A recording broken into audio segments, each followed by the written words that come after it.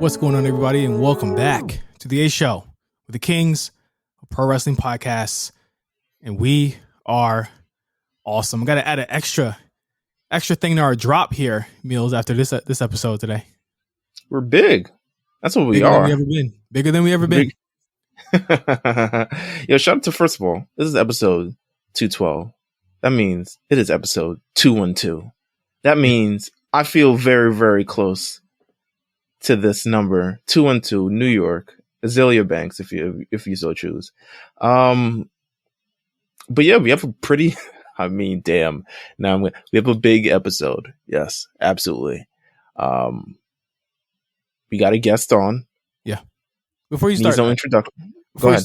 You said 212. When we get to episode 227, can we do a tribute to 227?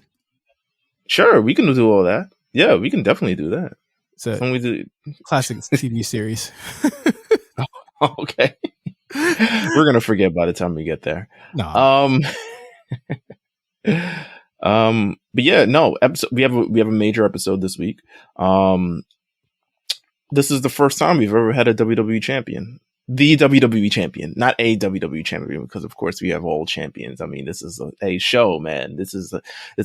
We have the Row, we have the peak of the peak. We've had the Miz, we've had Drew McIntyre, we have had Bianca Belair, but we've never had the living, breathing, current, reigning WWE champion. So this episode, we have none other than Big E, who is going to join us very, very shortly. But until then, always just make sure that you follow the A Show on RNC. You follow RNC Radio Live. You follow the podcast anywhere where you listen to podcasts, Spotify, Apple Podcasts, Amazon, everywhere where you can indulge in this show. You can definitely listen to this show. And yeah, I've got nothing more to say. Do you have any other massive things to get out the way before we head into this interview? No, this is a great interview. It came together as all of our interviews come together fairly quickly. But shout out to just E and everyone in WWE being so grateful and gracious and allowing us this opportunity. Thank you so much. Just a fantastic interview with E. Again, I feel like Meelz, we keep topping ourselves, and by the end of this one, I felt like we did it again. So enjoy this interview with myself and Meelz and Big E, the WWE champion, on the A Show right now. We all want to go big, then say that. Ho! Yeah, boy, we doing big things. Welcome, everybody, of course, back to the A Show. And we're here, obviously. This is the only episode of the A Show that we're actually going to refer it as the E Show today. Forget the A Show today, because we have a very big guest. And yes, big in name, big in term, pejorative sense, all the other stuff like that. Of course, we're here because we're entirely hyped for Survivor Series, which will stream live Sunday, November 20th at 8 p.m. Eastern, 5 p.m. Pacific. But we have a guest. This man is part of the longest reigning tag team champions in WWE. He is a Money in the Bank winner. He is a former Intercontinental champion, multiple-time Intercontinental champion. He is the current WWE champion, which is the first time we've ever had that on this podcast, so that's amazing. He is bigger than you've ever seen and currently big as big can ever be. He is Big E. Welcome to the A Show, my friend. I appreciate it. Wasn't intro. Appreciate that. They love his intros. Whenever we have guests, they love his intro. They're the best. Oh my God, man! First of all, we hinted at the lyrics to that Wale theme. Talk about that, because just having Wale on your theme song, just in general, it's kind of like crazy. Considering he's a wrestling fan, you're a wrestling fan, but kind of like making all of this work. Like, what can you talk about in terms of like the creation of that actual song itself? Yeah, man, that's like one of the with my singles run, that feels like it helped to set me on my path, just having that Wale joint. So it started around last year, actually about a year ago, when I think it was maybe September. I don't remember exactly, but around the time that we had that backstage with me and Kof, where Kof was hurt and said, I give you my blessing, essentially, to go off and do your thing. But pretty much right after that, I heard from Kevin Dunn, and it was essentially like, hey, we want to come up with a new theme and think about it. And initially, I thought, maybe we do just like remix the current New Day theme and put Wale on. But then they wanted a whole new track. But it was like, for me, it was easy. The first thing, as soon as I heard, solo theme, Wale. Wale want to do it. Wale, get Wale. But like even before then, Neil Lowy, who I'm sure with WWE Music, he reached out, and like even before I could say I wanted Wale on it, he suggested Wale because everyone, he already knew that's my go-to. So the beautiful thing was I actually got to be a part of the process, and we started with the beat and was able to kind of give my feedback from time to time and kind of like play with things a little bit, and then just being able to talk with Wale, who is like family, a brother, a friend, all that. He reached out, and it was weird for him to ask me for notes because I'm like, bro, you're Wale. You don't just, know me, you know the product, you know what a good theme song sounds like. Yeah. Man, whatever you do, I know is going to be fire. And he killed it. And the nice part is, so I also I've been reflecting a lot because we just came back from this European tour and the UK tour. We just had 4 dates. Typically it's 10 to 12, before the pandemic. But I'm in this position now where I'm closing the shows, being the main event. And then, glad handing afterwards, shaking hands and doing autographs. So just hearing that Wale song on loop for like 15 minutes, for some reason, when you go out there, I'm usually just in the zone. I'm focused on whatever it is. And then you move on. But I think hearing the song over and over, that was like the first time. This week was the first time it really set in where I was able to hear it over and over. And I was like, that's a damn good song. That's more than that, it's yours. It's yours. And that's the most important part. As far as the creative process of it, like did Vince hear it? Was he did he rock with it? Was he like, I'm playing this in a car? I have a vivid memory of Vince first hearing the New Day song because we all heard it together, which is very funny to me in the moment. But I don't remember a moment where we talked about the song or anything. It was just kind of, I think I went mostly through Kevin Dunn and Neil Lowy, and everyone was happy with it and signed off on it. So I do remember, the one thing I remember, that this is not Vince related, but I do remember coming up with the song, and then I think we were going to play it. I don't remember when it was actually, but we were going to play it initially, but it wasn't right. So we just took the time to get it right, to tweak things. I think initially, actually, Wale didn't come in until maybe 20 to 30 seconds in. Like, you didn't hear any Wale whatsoever. And I thought, it's not a 3-minute track where I can sit down on my phone and that's not, it's available online to do that, but that's not its sole purpose. There are often times where you'll come out and maybe we'll go to commercial break 20 seconds in, 30 seconds in. I wanted to make sure that people heard Wale immediately. So we did go back and we got Wale to open. So pretty much the first thing you hear is Wale's voice and then having him spit as opposed to starting with the hook. So yeah, we were able to make some tweaks. So it actually it was probably a couple months before it actually debuted, just because I wanted to retool things and make sure it was right, because that hopefully, for the rest of my singles run, hopefully for several years, that'll be the song. So I wanted to make sure it was right. Right. Oh my God. Come on now, production credits on the song. Right. Changing around. Smackdown. Wale joked years ago about hooking me up with an A&R job, and I told him I am not the one. I love hip hop. I'm a hip hop head, but don't ask me to make any decisions because I don't know what I'm doing. But I appreciate being able to be involved in the creation of the song. Was dope. Well, what's your favorite kind of albums of the year? I know Wale just came out with that Falarin too, but you talk about being a music head. What are you kind of listening to? What's your favorite ones of the year? What do you like between all these tours and these dates? You're back on the road. What are you kind of listening to? Definitely Falarin 2, like you mentioned, is my album of the year. Can't forget the Tyler's album was incredible. I love the Isaiah Rashad. I've been waiting for that one for a minute. It felt like a while before he put some new music out, but he killed it with that one. I've also, just on the R&B side, for some reason, just Mariah the Scientist has just really, she's so dope. Yeah. I'm really enjoying both out. World and Master were both really, really dope, and I listen to all the time. But yeah, those are kind of the few albums I'm listening to right now. I love Currency, so big Currency fan.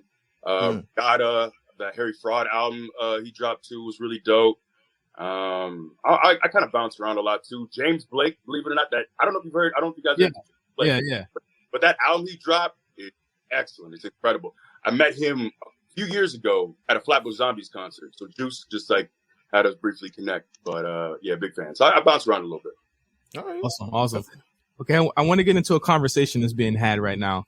So the New Day, as a former WWE champion, a current WWE champion, a King of the Ring, a tag team championship reign that has broken records.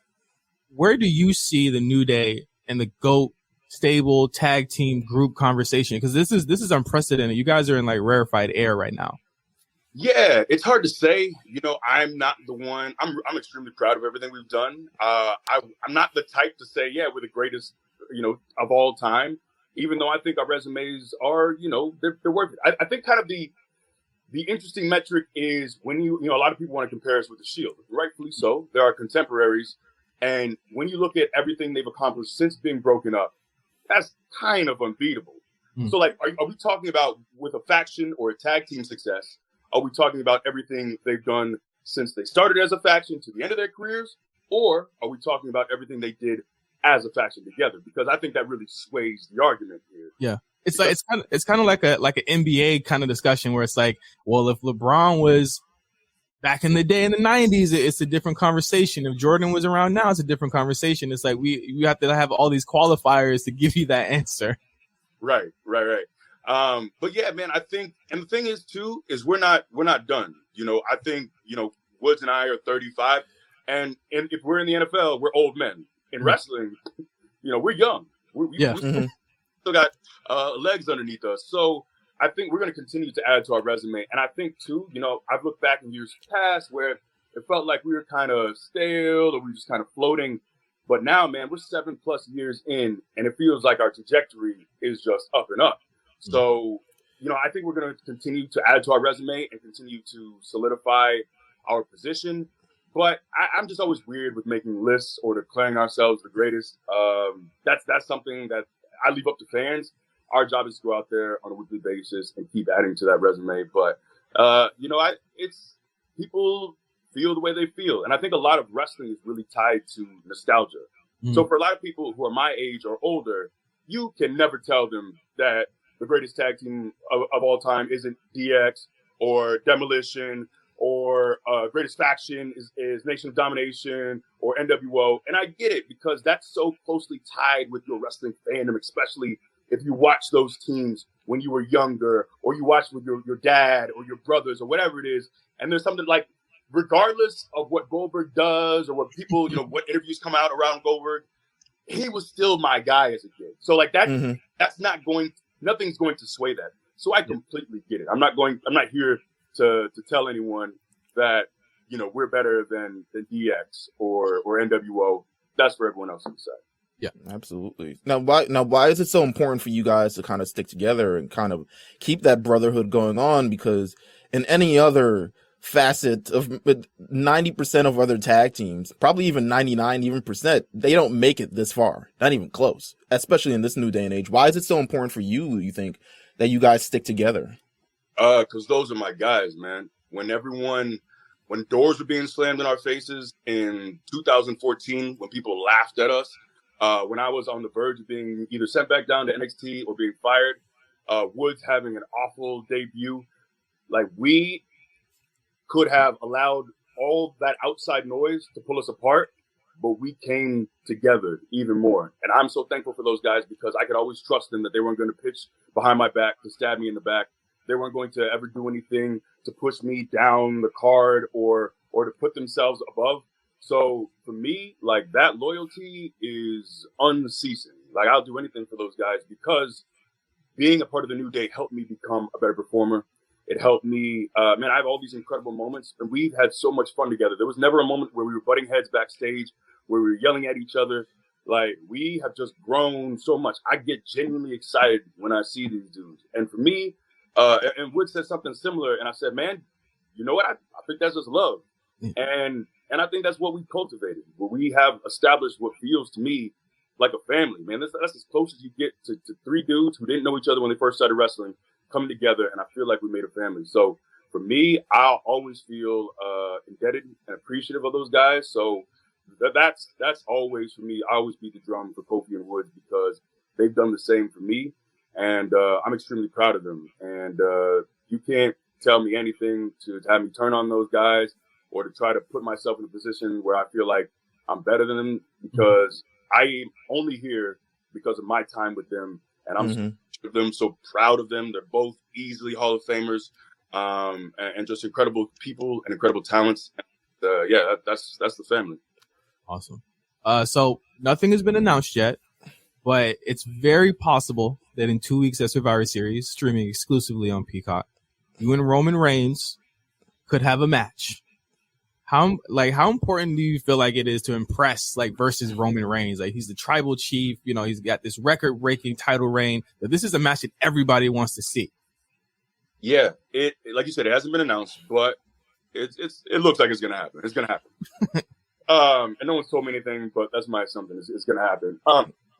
For me, it's the biggest match of my career. That's Roman is a guy. If you look at the industry, if people can feel how they want, to me, he's the top of the heap in our industry. And I think it's well deserved. This last year he's had an incredible run in ring, character wise. So you know, we also have this history. You know, people keep sharing that video recently. At least I've seen it a few times, of me benching 575 at Cena's gym, and there's Roman spotting me. I remember when he first got to FCW in 2010. I remember I knew who he was when we were both in college playing defensive tackle. He was at Georgia Tech. He was and I would kind of just keep my eye on other defensive tackles. And, you know, that's around like 2004. Yeah. So I've known who this man is for 17 years, you know? So yeah, I have a ton of respect for the run that he's on right now. I think he's absolutely killing it. It's the biggest match I can have. If I could pick anyone who's currently wrestling right now to have a match with, it's him, because he's at the top of the heap. So it's the biggest match of my career. And, I'm not the type to put pressure on myself in the sense that I need to have a great match. I'm excited to go out there and have a great match. Like, I'm looking forward to going out there. So it's not an anxious moment for me. It's not one that I feel like I have something to live up to. I'm just ready to get that opportunity and run with it. Absolutely. And then speaking of, I mean, just the great work that you've kind of done as of late. I mean, WWE Champion, you have an amazing reign thus far. Quite eventful reign between you. You appeared on Smackdown at some point. You're appearing on Raw. You're on tour. You're doing all these other things. But one of the other things that you do is this New Day podcast, which I was actually listening to today. I'm not fully finished with it, but y'all going through the tournament of the best toys and stuff like that, and having to go through Jax and all this other stuff like that. It's hilarious. But you had this episode a couple months ago, in response to in the wake of the passing of Daphne, and you talked about kind of the mental health, professional wrestlers and stuff like that. How important do you think it is to kind of like share these things? And do you feel like, you're now, I guess, the people in the business are speaking a little bit more openly? Do you feel like also they're being heard now a lot more than before?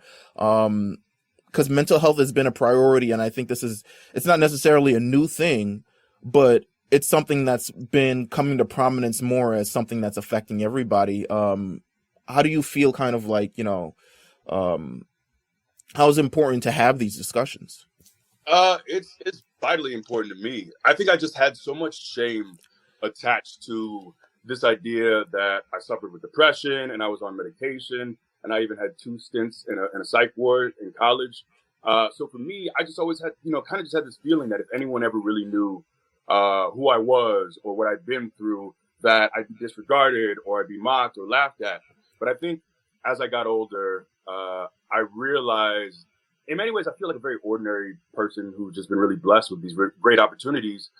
But I have just, as I've gotten older, I've embraced this idea that I do have a platform, and how large it is, who really knows, but there are people who listen. And I think my story might not be useful for a lot of people, but maybe there's a couple people who it will be. for. And I just think too, I've had people in my life who are pretty much the reason I'm still alive, that I'm still here, that I didn't take my own life. And my hope is because others have blessed me so much that hopefully I can be a blessing to others. And, I think just the more we can tell these stories and be open about what we suffered through, especially as Black men, the way I was raised is you don't talk about your feelings. You don't cry.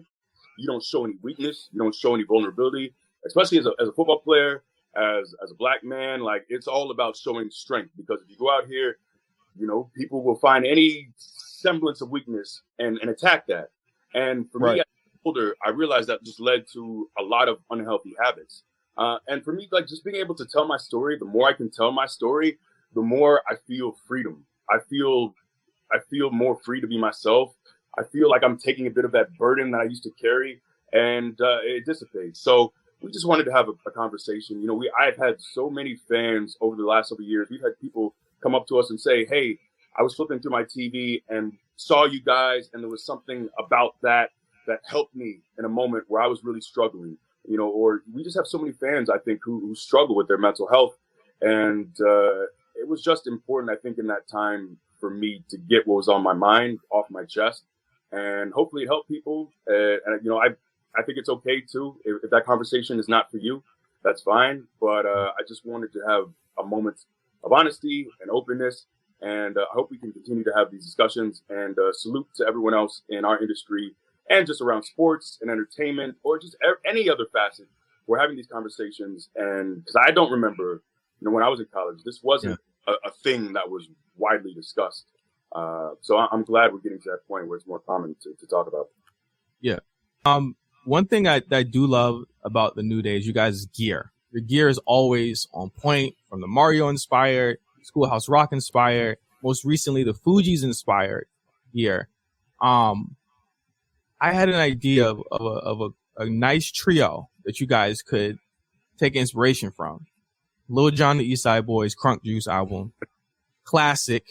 Okay? That's true. I'm just putting it out there. I'm just putting it out there. But the question is, like, how do you guys get the inspiration for things like the Blue inspired gear, the Fuji inspired gear? Do you guys have is it a trio conversation where you want to do it and you find out how to tackle it, or like, what is the process behind that?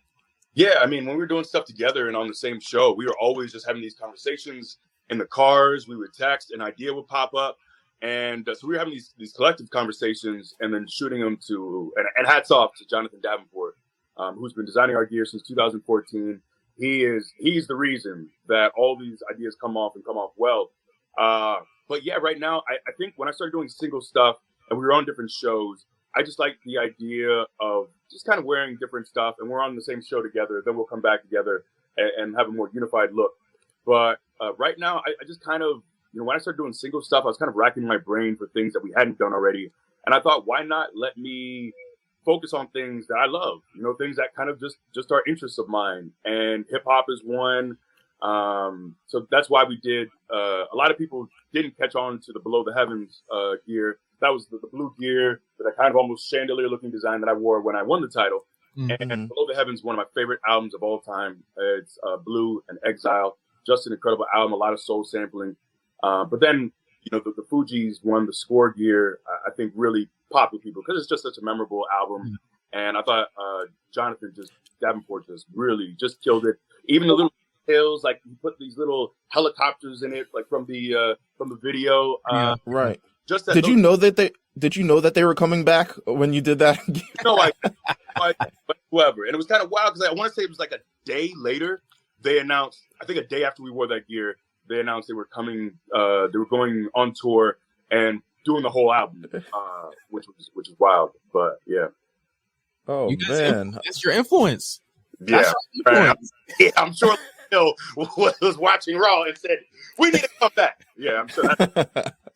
All right, so I have a very random question. So bear with me. Being from a Jamaican family, when you were watching WWE back in the day, which part of Kofi's accent did you know was the most fraudulent? So I got to be honest. I wasn't really watching when Kofi. Okay. So I was watching. I loved wrestling as a kid, and I stopped around pretty much when WCW got bought out by WWE.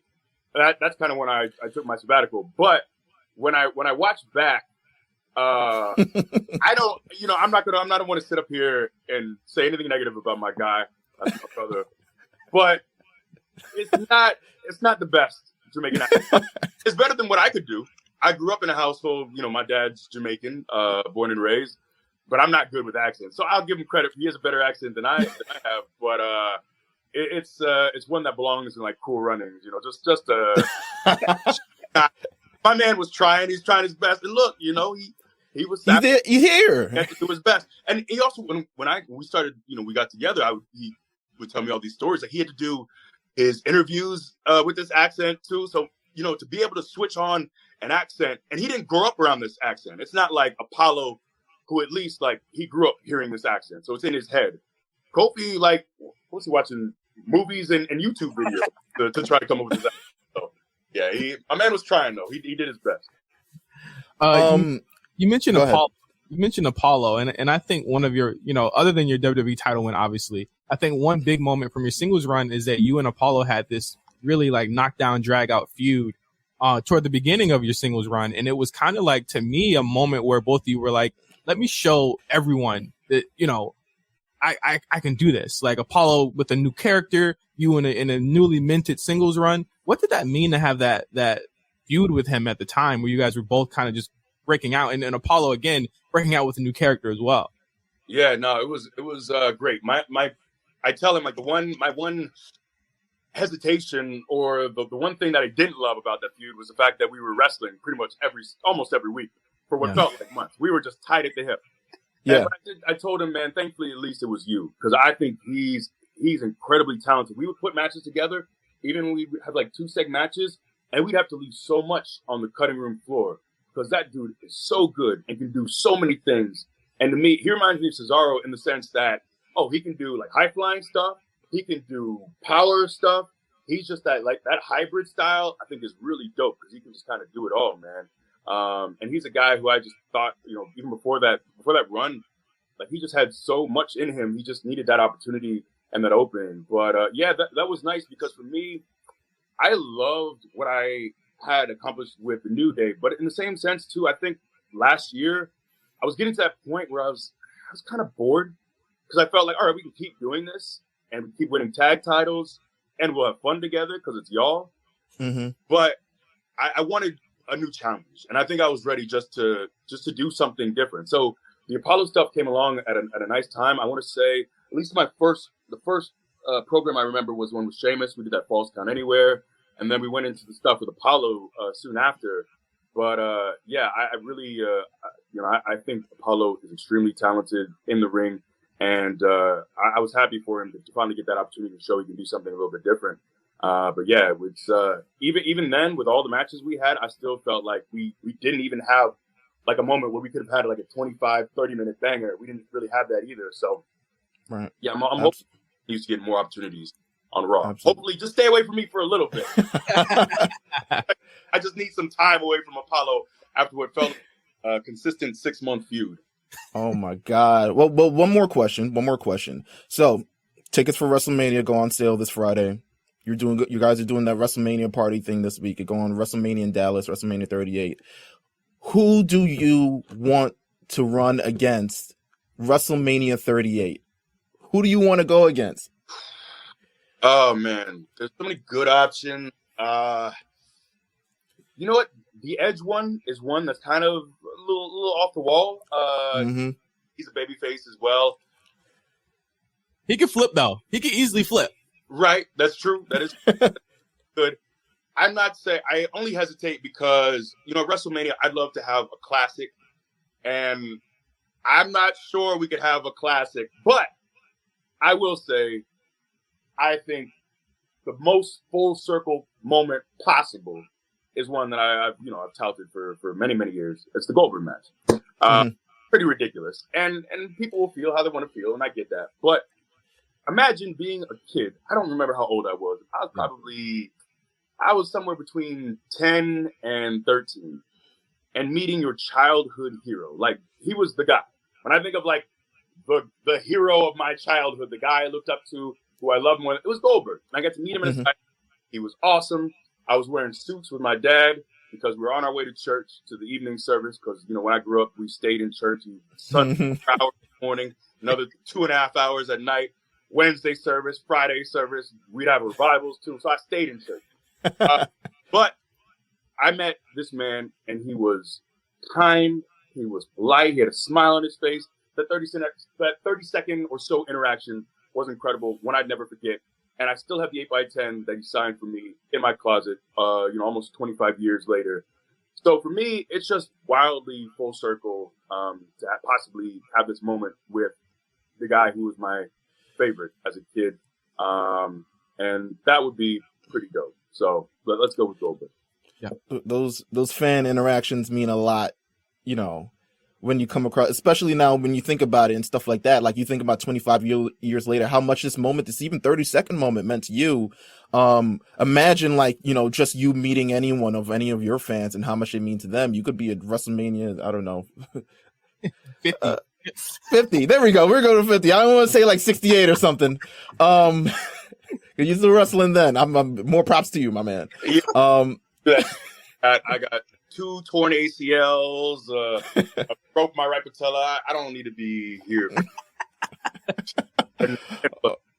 Oh my God. Well, thank you, E, for coming through and doing the A show. Of course, we're a big supporter, a big proponent. Your episode, we covered, we cover the weekly shows. So the episode where you won the WWE Championship still reigns as one of our most listened to episodes, just because of our reaction to it. Because I think, you know, just speaking to the Black wrestling fan base out there and kind of seeing these things happen, something that was a dream that something that ended up being just conversations, ended up being debates and stuff like that. Like, who, you know, when are we going to get a Black world champion? And now it's become so much to fruition. And you're a big part of this movement, man. So we want to thank you for everything that you've done. I know you're terrible with compliments because I see it in every interview. You're terrible.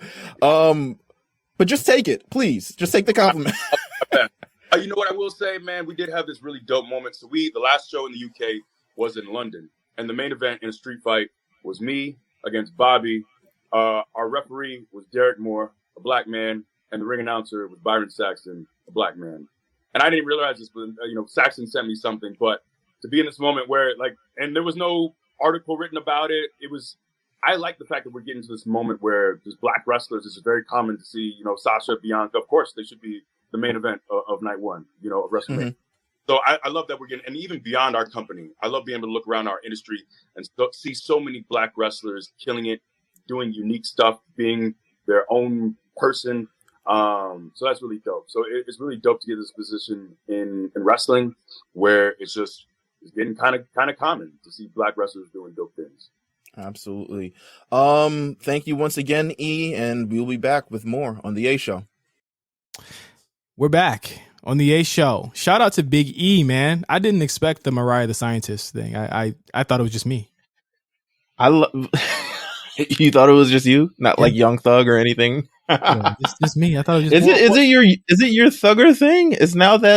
Are you guys like telepathically linked now? Now that he's linked to Mariah the Scientist, you like Mariah the Scientist, he likes Mariah the Scientist. I feel like since I found out that Thug was dating her, I was like, damn, I do got good taste. I got some good taste. This makes perfect sense. Oh my God, yes. Well, listen, everybody listen to Aura by Mariah the Scientist. One of the best songs of the year, easily. Absolutely. But and shout out to you for listening to this. This is a little bit of a shock drop. I actually wanted to preface the Patreon users beforehand, and then I just forgot. So now we're just dropping it out of the blue. We got Big E, WWE Champion, on the show. And yeah, once again, it's a great interview. Make sure you guys share it if you like it. If you support us, hit that retweet, hit that share button. Let your friends know where they can listen a black WWE champion. Mm-hmm. Come on, man. Black. Where they do that at? Black champion. But with that said, go ahead. Before we get into the heavy stuff, just want to say, shout out to you, Meelz, for putting up with just how crazy my life's been for the past month and a half. Yeah, I mean, it's been pretty crazy. Listen, I wish my life was as crazy as yours. I No, wish I had a. Go it ahead. has been insane. It's been insane. I don't know if you guys know, but last weekend, Riot Games, where I'm currently hanging my hat, we released You this. really like that place if you're willing to say it on the show because Yeah, you know what, and it's crazy because, and I say that because I want everyone to. It's ironic you say that because that was going to be my message here. Is that like when you wake up and you do something and it doesn't feel like work, that's when you know you found your where you're supposed to be at. And we launched a really dope show called Arcane. First act is out now. Episodes 1 through 3 on Netflix. It's a show that I knew about for a while. I knew when I first got there. They specifically told me about it, and it was a labor of love for this company for over 6 years, and for me to Mhm. be able to touch it and add my own ideas and flavor to it in any way, shape, or form, and just to be involved in the launch of that. It's the biggest thing I've ever done in my career, and if you guys get a chance to watch it, please watch it. It's incredible. Shout out to anyone that's hit me up and said they watched it, but that was part of the reason why 2 weeks ago, Armand was on the show. At the last minute. And Meelz, you've just been just a fantastic, not only just my brother, but a fantastic co-host and host with me, just to kind of cover up where I might, where I might falter or fall and I can't be here. So I just want to thank Meelz at the outset, and also thank Meelz because he killed the interview. You know what I'm saying? He did his thing. So Well, listen, I appreciate you saying all this. Definitely in preface to the fact that once again, work is taking you off the end of the show this week. But thank you, man. I really do appreciate it. Like this doesn't feel like work at all.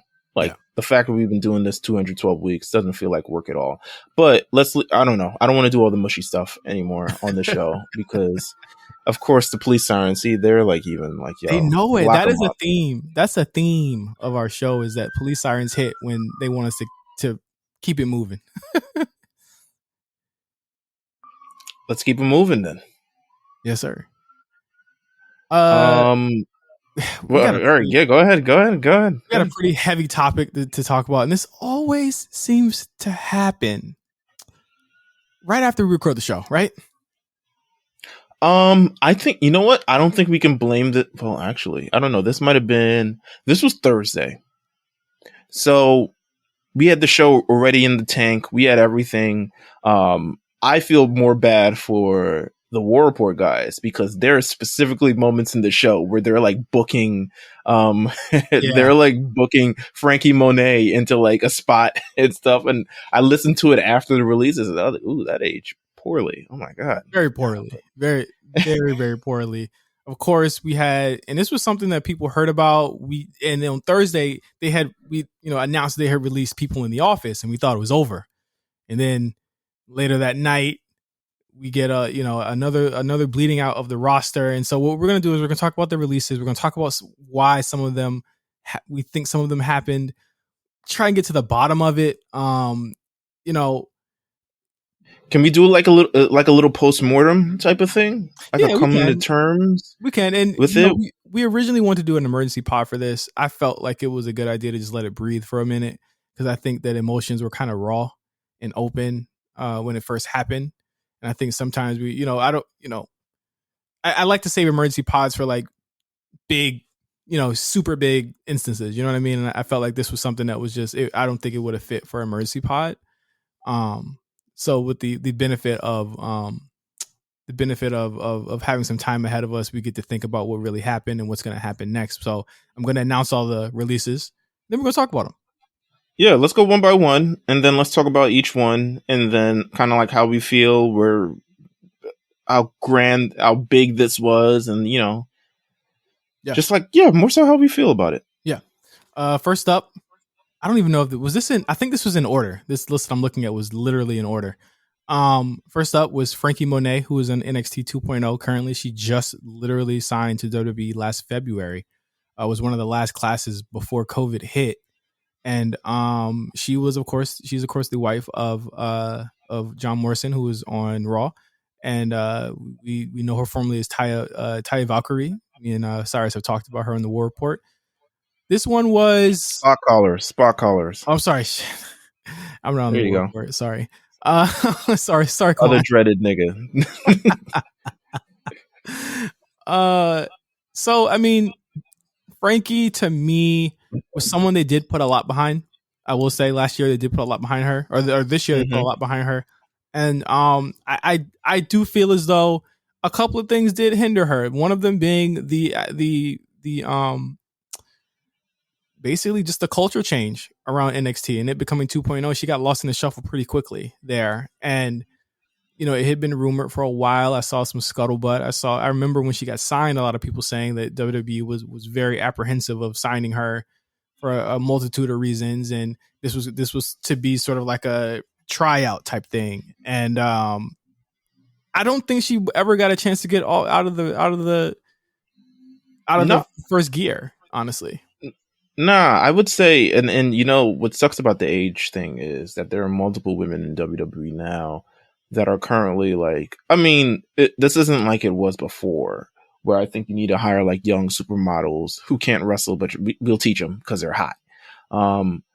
You can I think everyone is moving a little bit older, a little bit stuff. Like for instance, the challenge is now casting people in their 30s. Like before, you would be on the Real World, you had to be between like 18 and 24, or else they wouldn't cast you. But now they're casting older people because it's just like they're much more fully formed in characters. And I think Frankie Monet was incredible. I thought she did Carmella better than Carmella in some instances. And I thought that she would have a veteran's sensibility to bring to that locker room and to be able to also put people over. I think it sucks when she got released because I'm pretty sure Morrison was overseas at the time. Yep. So it's a tough beat. I think she could have fit well in this new NXT only because she wasn't really part of like if you want to separate it between 1.0 and 2.0, she came right at the end and really debuted like recently. Yeah. So I always felt like she could fit in the 2.0 mold somewhere, but man, that was tough, man. I wish her the best. I really do. I fell in love with her more. I didn't really watch a lot of her back then, but I fell in love with her more now because of her commitment to the character. Yeah. I incredibly into the character. I there's a theme here with some of the women that got released from NXT. I think you know what theme I'm talking about. Yeah, but why don't you tell us anyway? A lot of these women's last matches were with Raquel Gonzalez. I'm going to keep it on it. My guy. All right. Get you out of here. And I'm just saying, and those matches did not make a lot of them look good. I think they made them look really bad, and I think that like I do think that has something to do with it. That's just interesting. My thought on it. That is certainly a take. I think they all had their worst. Well, Frankie had a lot of squashes, other than that time she lost to Cora Jade, which I thought was a loss that I felt like made sense for the story for Cora Jade's story. Yeah, they just went away from I think a week ago. But the Raquel Gonzalez match, the one that, what was it? Havoc? No, it wasn't Havoc. Was it Havoc? No, it wasn't Havoc. It was some big show they had. Yeah, it was like 2 weeks after it was supposed to happen because it got knocked off of some card. But yeah, that's I don't know, man. Tough beat. Frankie Monet. Next one was Ember Moon, who had re-debuted last year again at NXT, right before the rebrand. I just never really felt like, and I don't want to blame either side, because I think that there's definitely opportunities that Ember could have had to have a better character. There's also times where booking could have not put her in positions where she just couldn't succeed. I just don't think she was a fit. And it became apparent even before the knee injury. It was apparent that she just wasn't a fit there. It felt like she wasn't part of the collective in a sense. Like, you have this collective, you have this era of women wrestlers and stuff like that. And she never really fit in the collective when she debuted on NXT. I mean, she debuted, Asuka's right out, she gets in, but then she gets knocked off pretty quickly. She gets called up. Then pretty much she spends a couple months just trying to build herself. Then she gets injured. She comes back. She get injured again. Then she goes back down to NXT. And I think really probably the decision that she should have made that might have prolonged her thing was she should have returned as a heel. Yeah. Like, she should have returned, if she was going to commit to this new character, she should have returned as someone completely new that we haven't seen before. I think just the fact that she returned kind of as her saying, you know, relatively the same person, it made people kind of feel like maybe she didn't necessarily progress like she was supposed to. Yeah. So I think that was a major, I mean, I was singing that when she re-debuted. I was like, she needs to be a heel. She needs to be a heel. And then for some reason they turned Toni Storm heel. But yeah, she never really even fit in kind of the new NXT thing. I think she was just excited to wrestle. And I'm sure WWE was like, all right, be excited to wrestle other places because you ain't going to wrestle here. Yeah, it just didn't work. Her finisher was over. I just don't think she was, you know. And yeah, even on main roster, I thought the match with like Bayley didn't even really do much for me. She still needs to. She's not a finished product. I think even if she goes to AEW, it's going to be a similar response, and I think she should go to AEW because I think that's where her tribe kind of is. But I think it's going to be generally the same response that gets to her. There's something intrinsically within her that needs to change, and not necessarily change, but evolve. Like, get to the next level, get to the next. It's just upgrade. It's going to be the same character in AEW. And I think the my fear is that she did make up these characters, and that is her. That's my fear. Because if that's the case, then I don't know where it'll work at other than the indies. You know, like, just wrestling isn't enough. And a couple of these people I'm going to say this for, just being a wrestler isn't enough. Yeah, for them. Yeah. She go to Impact too. I mean, she got some friends in Impact for sure. Oh yeah. But you know, I also feel like Ember didn't really endear herself to like the Horsewomen and Asuka and all those people either. I really don't feel like she was like liked by them either. That's my thought. Oh, let me stop laughing. Who do we got next? We got Scarlett Bordeaux, Karrion Kross's fiance and his valet. I think the writing for this one, we don't got to spend much time on it because we got to get. Never had a chance. Yeah, we're gonna get to him later, but the writing was on the wall when she stopped being on TV, and that's pretty much all I gotta say. That I don't think they just want her. I don't think they wanted her to wrestle. Let's be clear. I don't think they wanted her to wrestle. And I agree. That's why she's gone. I agree. Next up, Oni Lorcan. I think if there's anyone on this list that's like wrestling just ain't enough, that's this guy. He'd been around for 6 years. He literally just remember we talked about on the show. He politicked publicly to get a new contract and got it. He had a good run. He said he was incredibly grateful for his time in WWE. I think he had, while it probably could have been better, obviously there things could be better. I think he had a solid run when you compare it to, I guess, a lot of the other contemporaries on this list. Mm-hmm. He's someone who I always felt like took advantage of the opportunity when the opportunity presented itself. Right. But just wasn't given the true moment to kind of stand out on his own or any particular gimmick or something. But that's the thing. Like, he's the example to me of not everyone needs to win the top belt. I never saw this guy winning the top belt, but he stayed booked and busy on 205, on NXT. He would do dark matches. He would be a jobber on Raw or SmackDown. He was a guy that could give you those matches. And I think that to me, Oni Lorcan is like that guy where it's like, I never saw him as like the top of the top, but he was someone that could fill in a role. And I think that he really did his thing on NXT. Like I tip my hat to him. Like, if it was over like that, then, you know, I don't want to keep him at a place where he's not going to fit. You know what I'm saying? Like they're obviously going for more character, and that's just not really who he is. Right. Next up, this one's interesting. Karrion Kross. Boy, that promo did him in, huh?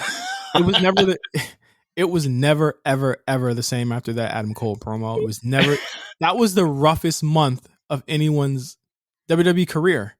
His shoot promo, I'm interested to hear what he says after this, because he has got to talk about that promo, because it was never the same.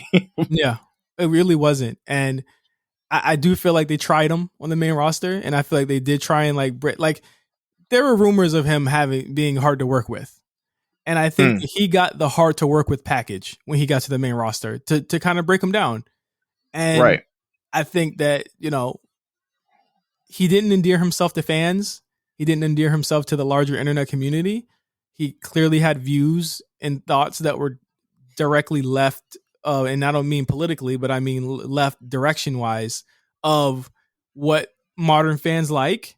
And I think that did bury him. And I think that him being in a locker room like that, you look at it like having a Lars Sullivan in the back, Oof.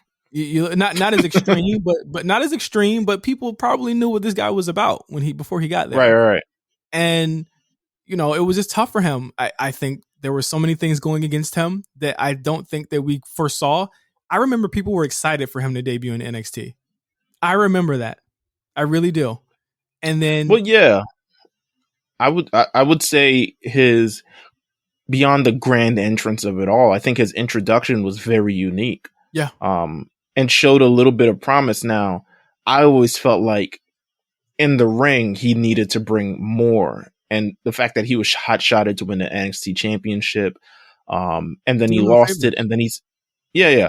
And but then he came back, and it seemed like they were easing him into the feuds before they put the championship back on him. But yeah, man, never have seen a promo cost that man millions of dollars.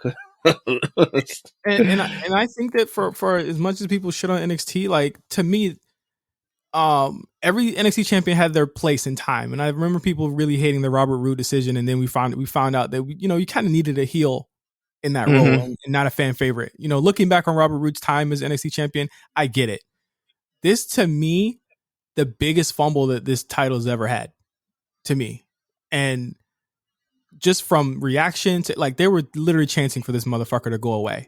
So I do think it's funny that when they finally did let him go, there was just such an outpouring of people saying that this was a mistake. I'm like, no, this wasn't a mistake. This guy he came out to crickets. No, like Meelz, no one who comes from NXT doesn't get a pop. This guy was the first one that never did. Listen, man, I'm sure he'll be great somewhere else. I'm sure he'll be, well, I don't know if he'll be great. He might be great. He might be great somewhere else, but just not in the E. I think they try to make it work. I think there's a certain limit to, like, it's a very intense, angry guy that you can kind of get before you have to become a fully formed person. Yeah. And you may not have, wanted to be that. So, yeah. See you, Karrion Kross. Next up, this one was the shocker to me. Well, there's two shockers, and this was one of them. B-Fab from Hit Row was also let go. The rest of Hit Row did stay. A lot of confusion, a lot of frustration, a lot of sadness around it.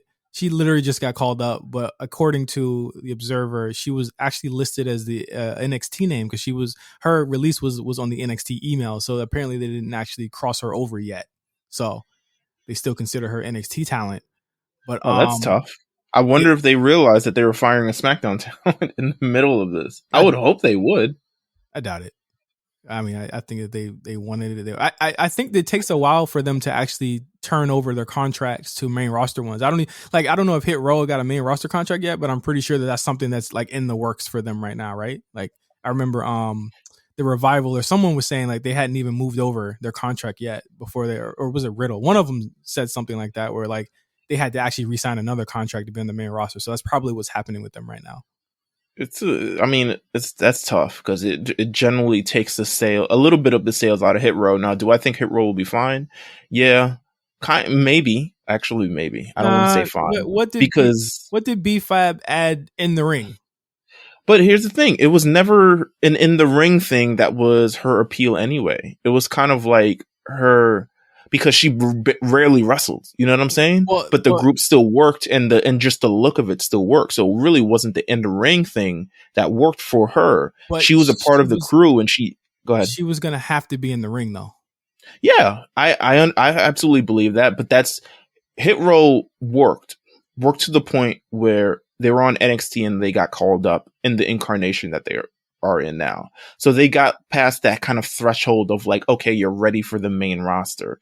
B-Fab didn't wrestle a lot, and I understand. And the one time that she did wrestle, it wasn't that great of a match, to be honest with you. And Vince was there. But I think just her appeal and what she brought to the group, I think definitely made it stand out. I don't know. I mean, I'm not saying, Hit Row is like, damn, their thing, because they're all still very talented people. But I think without that, like, different appeal, without that X factor, and I'm not saying that B-Fab is like the biggest X factor, but she's certainly something that has them different than the other triumvirate groups, the Bloodline, the New Day, all this other stuff like that, or just men groups. She certainly distinguishes them. So I don't know where Hit Row, how not necessarily like how Hit Row recovers from this, but like, I don't know what's going to happen now. They're going to give them another female that can wrestle. I don't think they would. I don't think they would even accept it. I think they would. But the thing about Hit Row is that, like, I feel like they want AJ Francis and they want Swerve. Anything else doesn't matter. Yeah, but I mean, I could see Hit Row end up just breaking up, to be honest with you, sooner than later. Not because of B-Fab. I think it's just when you don't have that different thing, you blend in. But it hasn't with been the rest. It hasn't been a month. No, it's true. It's true. But it hasn't been a month. They are literally looking like they're just now getting into their first program, which is faster than I can say for most other people. But they're getting their first program. We'll see what happens after that. But I do think that they saw what B-Fab can do in ring. It looks like they don't want no managers, so that's out for her. And I think that they really just wanted Swerve and AJ Francis, and I think that they looked at it like that. Like, I do agree that, like, B-Fab, like, she added that, not only that female touch, but again the different look. Her look itself was different. But I think when it comes down to it, it's like if they was like, okay, we need her to face Sasha and get her in there, and they want her to get in there mixed up with someone. I just think that they looked at it like, what could we do with her if she can't even do something on NXT, and she's been there for years. Like, if she's not ready, I felt like they let her go because she wasn't ready. Right. Could be. Next up, Jessie Camilla, NXT 2.0. Ooh. She had been there since like Trump first started. Since like she'd been there for a long time. You could have fooled me. I had no idea who she was before she started teaming up with Aaliyah. I was like, there. oh, okay. She did TV very, very rarely, but she was she one of Tyler Breeze's girls when she was still there? I don't think she was there that long, but she was there for quite some time. She had gone through so many gimmick changes. I think it was another situation of like, if you are not ready to get moved up, if you were not called up, and if you were not like a staple on NXT TV, you had to go. And I think that's what it was. If Frankie was going to go, then she should go, because definitely wasn't ready to hold up a whole stable by herself. Zayda Ramier was also on NXT. She did some 205 live shots. She was featured sparingly, I think, on TV. Yeah, very athletic, very high flying. Yeah, super talented. I think they looked at it.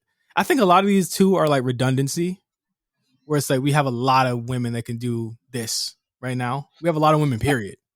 Also, I think just in general, like, she's got still the better part of her career in front of her. Yeah. Like, she's still fairly new. Like, I remember, for instance, the wrestler Su Yung, who's now on Impact. I've known her for a long time, and I remember at the beginning of her career, she was signed to the WWE developmental deal, and she was in Memphis, and she was in, I don't think she was in OVW. She was in Deep South, or something along. No, she was in FCW. Oh my God. so fucking long ago. She was in FCW and then she got released. But like when you look at kind of her now, I mean that was in like maybe the first 3 years of her career. She's now like close to like 15 years in, and she's on Impact. She's a fixture on things. She's found a little bit of a character that works for her. I think the thing with Zadia Ramier is she got the best years in front of her. She gonna continue working. So as long as she continues to take up all those opportunities and do the damn thing, she's gonna be perfectly fine, in my opinion. She's talented as hell. Yeah, she is. She'll be fine. Next up, Trey Baxter was featured. I mean, his girlfriend Cora Jade's still there, so swim good. Did they call him? They called him like some No, that wasn't. His was he the one? His WWE name was Trey Baxter. Is he the guy who they call some variation of Buddy Murphy? Yeah, they called him like light skinned Buddy Murphy or something like that. Yeah, some shit like that. Oh my god! And his girl was still there. I think they see a lot in Cora Jade. I'm not gonna lie, like they fuck with her a lot on NXT, and that's not all right. So not that that's so weird, because by all means, Cora Jade, please cook. But all right, you know what? Let me shut the fuck up. Please cook, Cora Jade. However, I was just like, wow, is she such a like Divas era type thing? It reminds me a little bit of Ashley Massaro, a little bit of AJ Lee. She's definitely more talented than a diva. Than the diva. Oh yeah, she's more talented than diva, but like the gimmick is like, I'm cool, I'm 18. I was like, don't you have like homework or something? But y'all hear this? She's like Pepper Ann or like something on ABC Disney. But yeah, Trey Baxter, didn't know you were really that long, my friend. Bury him, why don't you? I just didn't. I wish the best for him. I don't know what. I wish a better name than Trey Baxter. That's what I do. Yeah, Baxter is just never a cool name. No. Next up, Katrina Cortez. If you don't remember her, she was a luchadora who did some shots on NXT a couple times, lost some matches. She was also on WWE for a quick hot second. She was Sin Cara's or Sin Cara. Yeah, she was with Sin Cara. Back when Sin Cara was there, she was like, I think Sin Cara was having a feud with somebody that a female, and like he brought her in for backup. It was Andrade. Yeah, there we go. Yes, it was Andrade, and she got him for backup for with Zelina. She was also very, very young. She's like 22 or 23 or something, and she took pride. I remember reading her release thing, and she took pride being the first ever masked female on the WWE roster in WWE history. And I was like, well, I don't know about WWE history, but on the WWE roster, and I was just like, you know what, you go. But she has, I think, wasn't there a little bit of like controversy? It was like, damn, she got to like sell all her stuff now. Did she say that? I think so. Like there was something regarding like she moved out here, something with like visa things, and now like, you know what? Let me look it up before I say anything. Yeah, I know people were like, damn, they let her go and she had her visa, but I was just like, there's no way that like they would have known, you know, that she was going to get released 2 years ago or a year ago, you know, like there's no way. She says, at 18, I made the decision to travel to an unknown country without knowing English. I came here. Today, I receive an email telling me that my visa expires next month and I will have to sell everything that I guess I own. With much love and effort, I have achieved. So her visa is expiring and she's going to have to sell all the stuff that she has and go back to her country. Yeah. Oof. That process. The best of I hope she can figure something out. Like really. Damn. Let's go to the next one. Jeet Rama. That was gonna be quick. Don't remember you, bud. No, I don't. Let me Google it right now. Jeet Rama. I feel like Channing knows who he is. Yeah, he loves all the mid-carders. Jeet Rama. No, never seen him. All right, moving He's on. 40. He's 40 years old. Good Yeah, Lord. He out.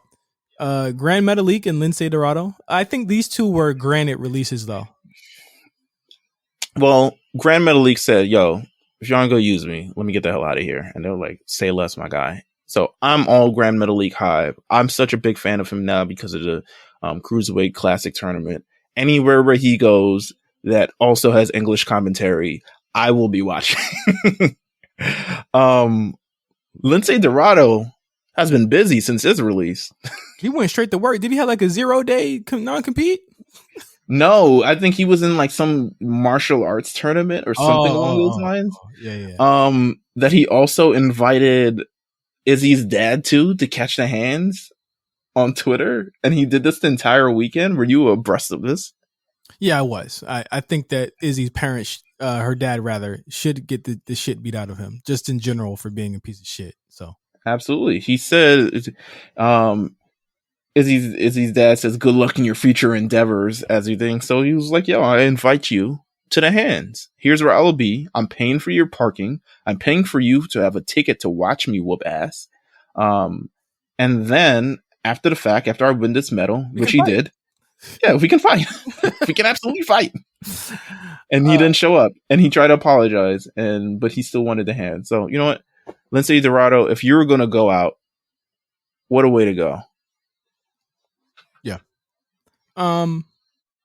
Shout out to them. They're good. They're talented. They'll be back on their feet. AAA or something will pick them up.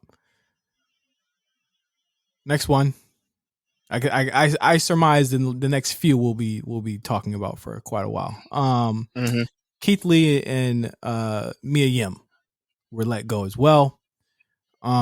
Keith Lee was in the middle of a rebranding on Raw. Mia Yim had yet to actually debut on the main roster under her actual Mia Yim moniker.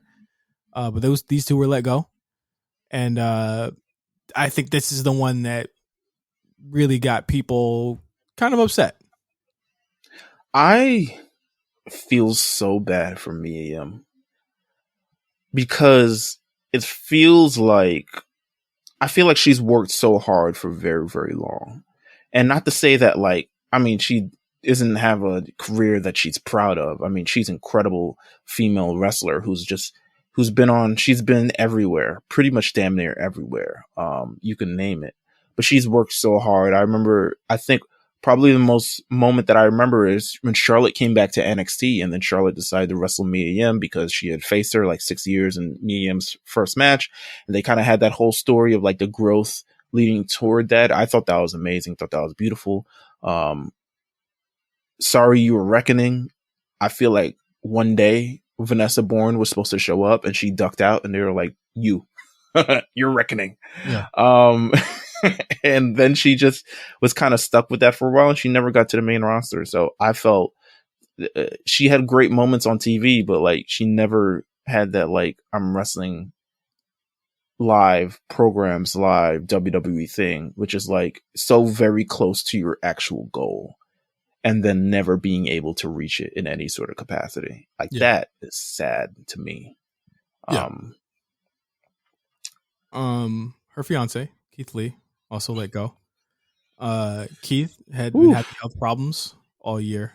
He said in a statement this morning about his release, he paid for all of his hospital bills. I don't know who was saying that he didn't. That was weird. But I mean, I'm sure people say fucked up shit on all the time online. But I mean, even if WWE did pay for it, then like, so what? Keith is an interesting case. I think that after the COVID thing, he kind of struggled to get back to. I think the thing with Keith is that people had such high hopes and okay, waiting patiently for these things to happen, this to happen. He misses damn near the whole year with health problems. He gets back. He's not really in the shape. He's just now kind of starting to get out of the breaks. He's getting a character, which I thought was promising, and then it's gone.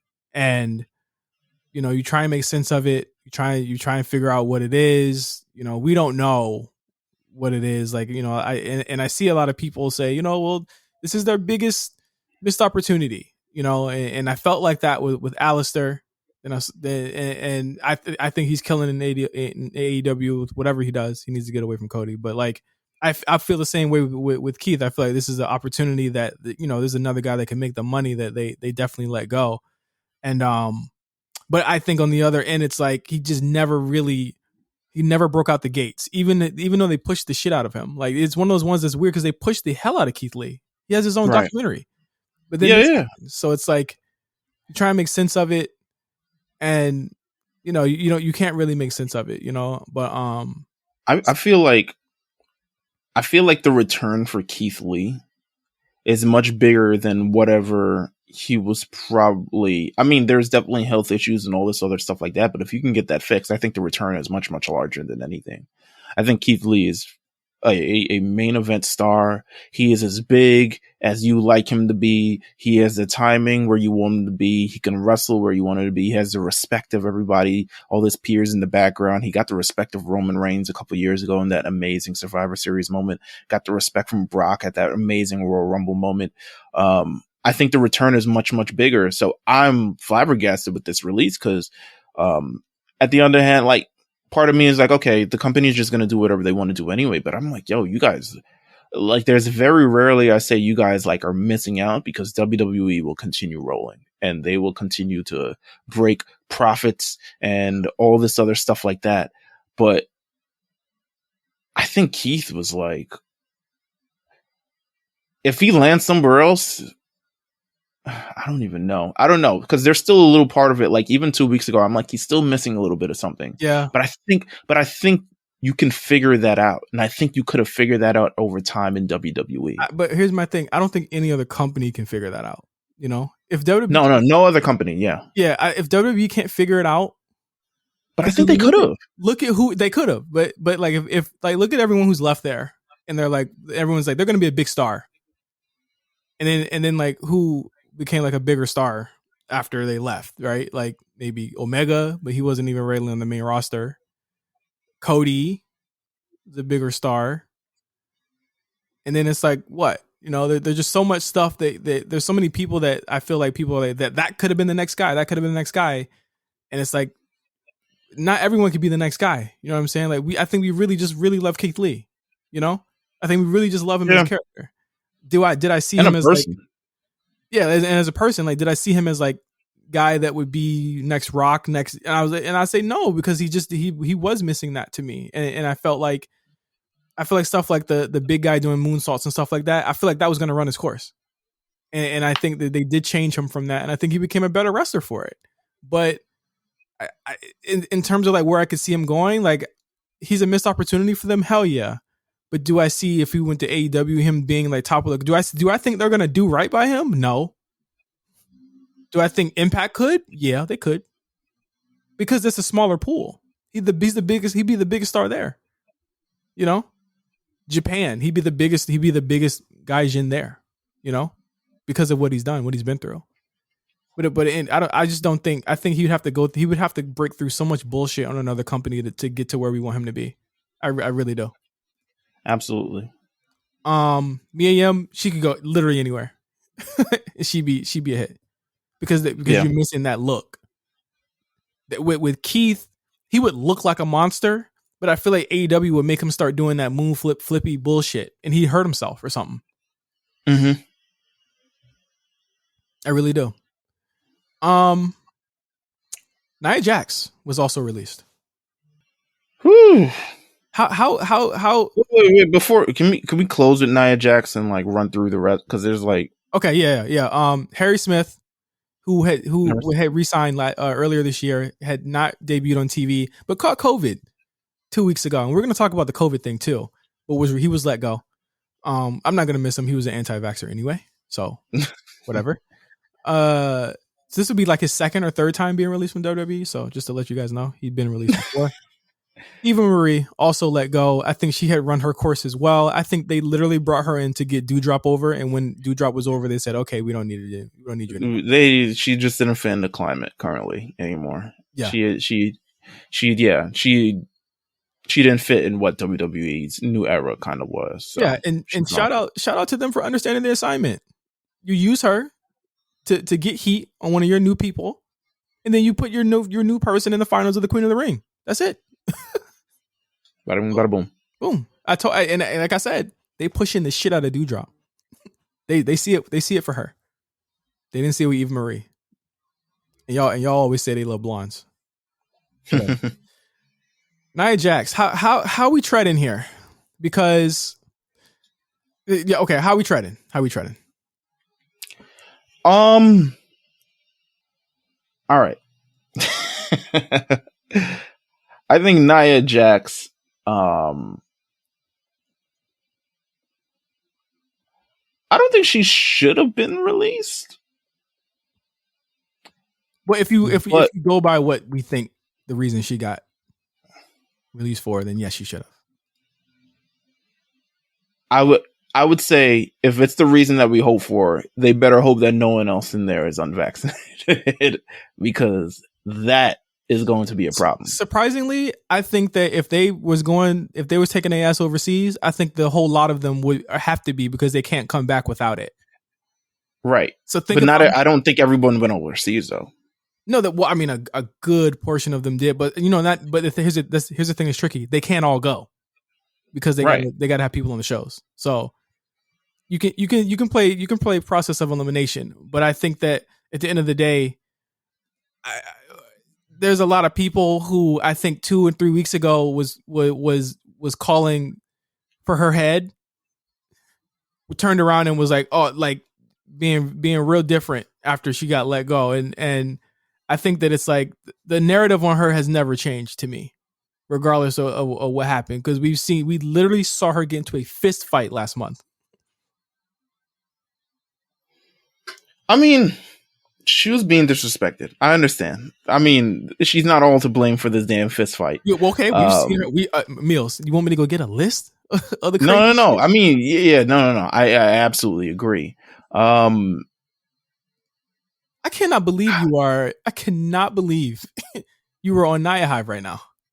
I'm not Nia Hive, but I was like, do I think she should have, like, I respect what she brings in terms of like how she fits in this overall division. I think she brings something completely different than she's not like most girls.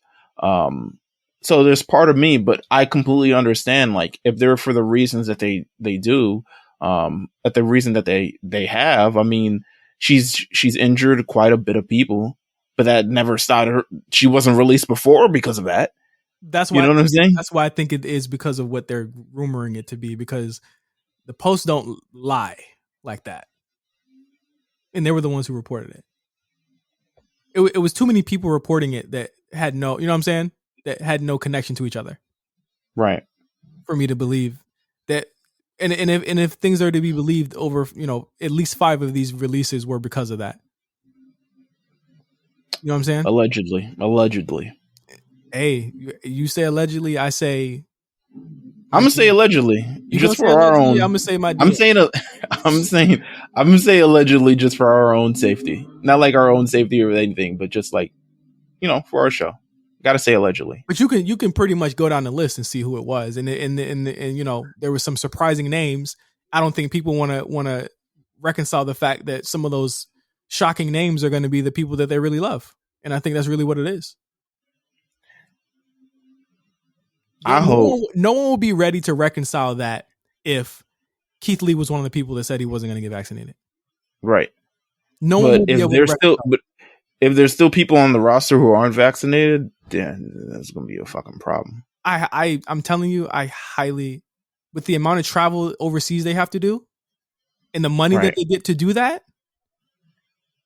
because they still get paid to do that shit. I highly doubt that it was anyone on this list that wasn't in that locker room that didn't have it.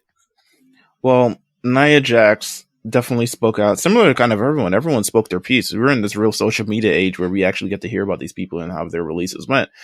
She spoke out necessarily that she was going through a mental health break because of kind of everything that's been happening in her life recently, and she was let go during this. She expressed that WWE was ready to call her back on the road. She says, I need a little bit more time. And then a couple of days later, she was let go. So a lot of people are pretty much they're like, yo, that's not cool. That's not cool at all. Oh yeah, but I'm naturally vaccinated. I got natural protection from the vaccine. Is okay. Sorry, I'm sorry. I got no. Listen, you know who was on contract and had mental health issues and was even allowed to re-debut? You might remember a guy. I mentioned him earlier. His name was Lars Sullivan.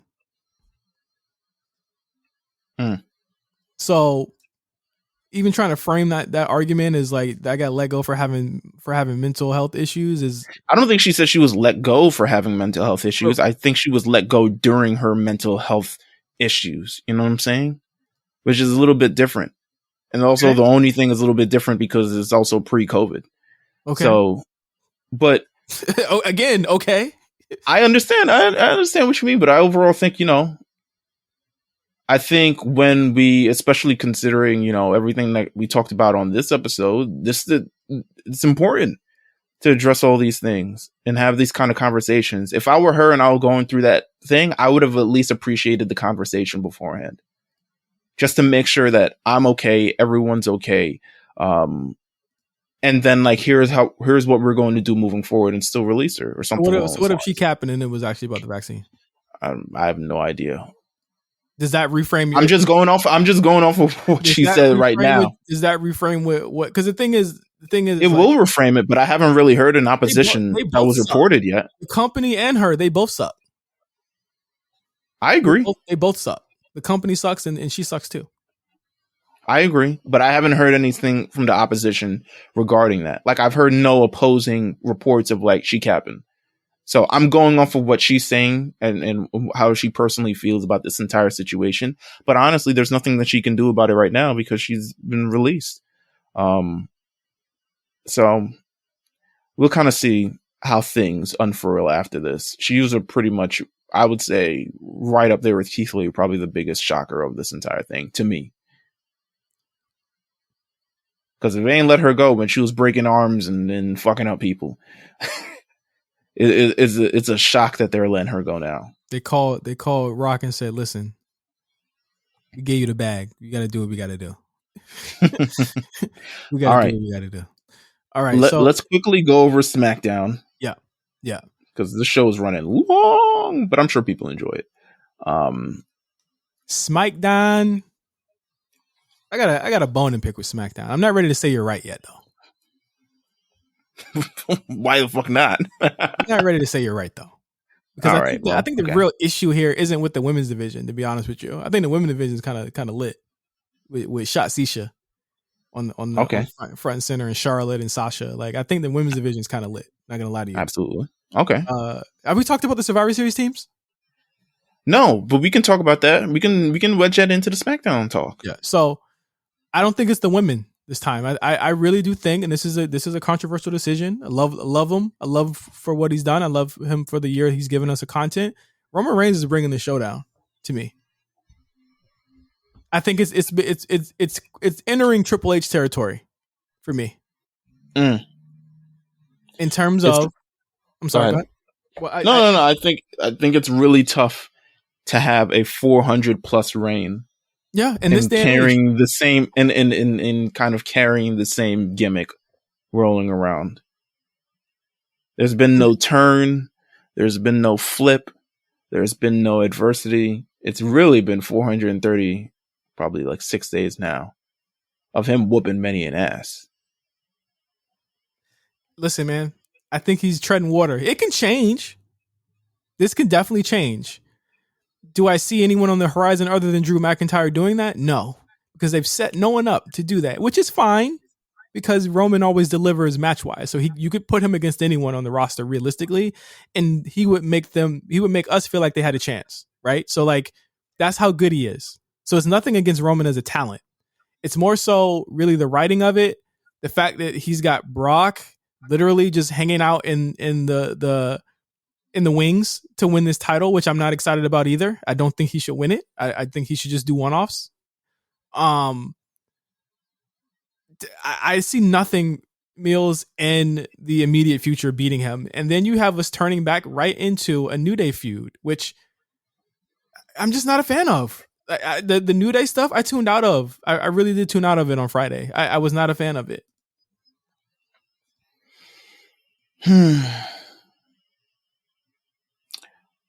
I agree.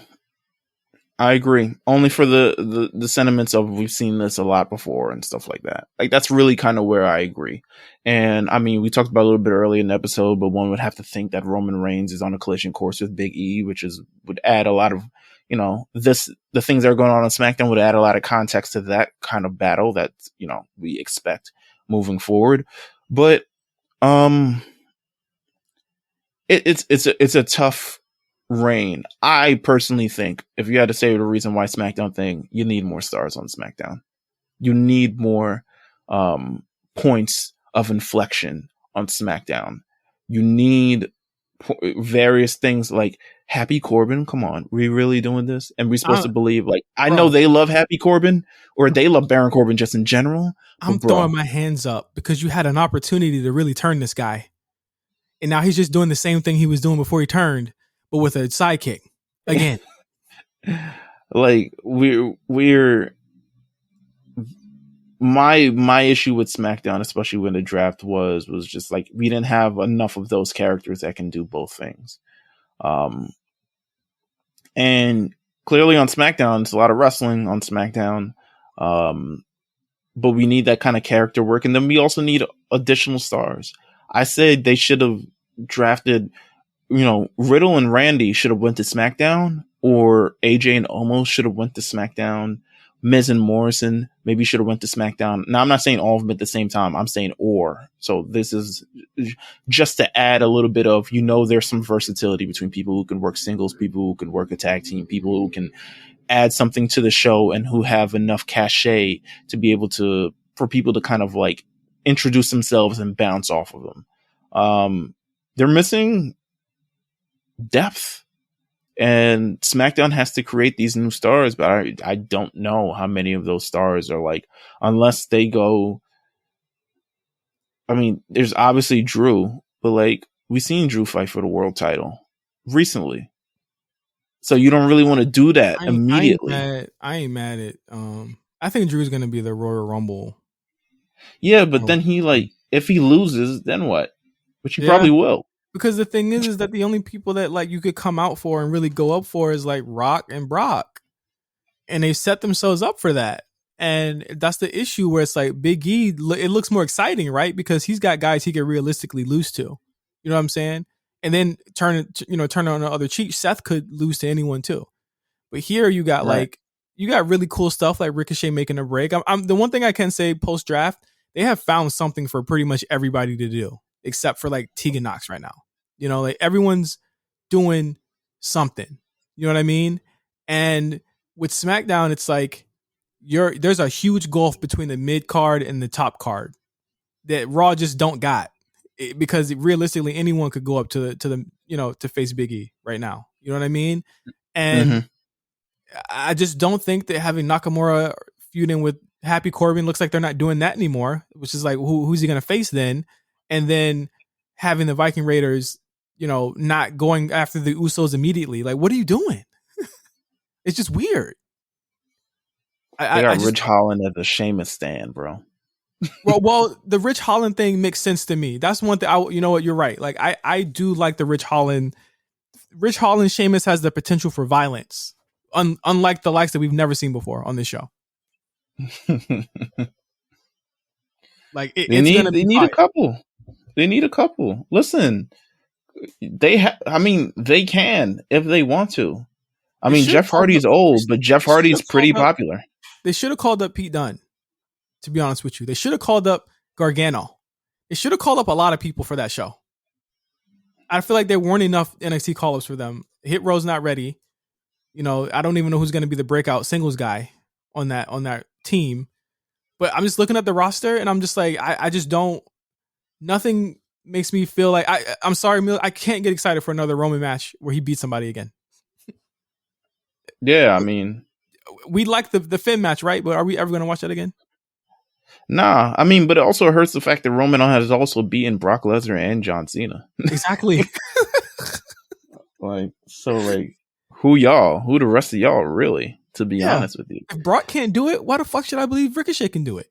The only person I could believe that could do it is Drew, and I feel like people are going to be pissing their pants if Drew McIntyre beats Roman Reigns, even though, to me, that's a realistic option to me. Like, you could actually do that, and they could have a really good feud for that title.